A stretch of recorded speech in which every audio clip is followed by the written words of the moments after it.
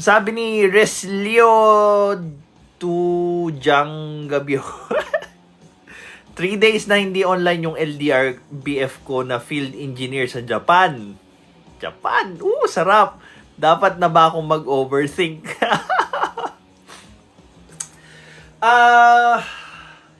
Ganito yan.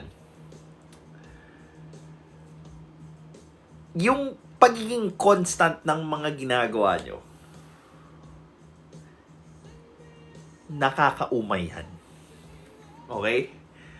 Nasa sayo na lang kung tatanggapin mo yon as a positive thing or you are going to take it on a negative perspective. Okay? Kasi pag binanggit mo sa mga, lalo na yung mga Gen Z na we are longing for novelty, hirap silang tanggapin yon or lunukin yung bagay na yon. Because para sa kanila, ang pagmamahal, ikaw lang sapat na.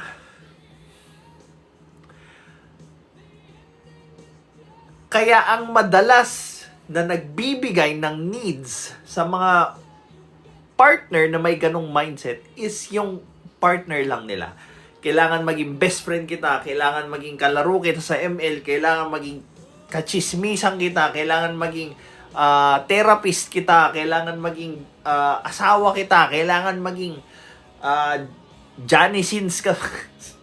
So, those roles, pinunta mo sa isang tao, magka-crumble siya into the weight of those roles. Those needs are actually given by a community. Okay? Yun yung isa sa hindi matanggap ng mga tao ngayon, kaya nagkakaproblema sila into their relationship. Nagtatago sila doon sa persona ng perfect person na kung saan kaya kong ibigay yung langit at lupa, lumigaya ka lang or maging tayo lang.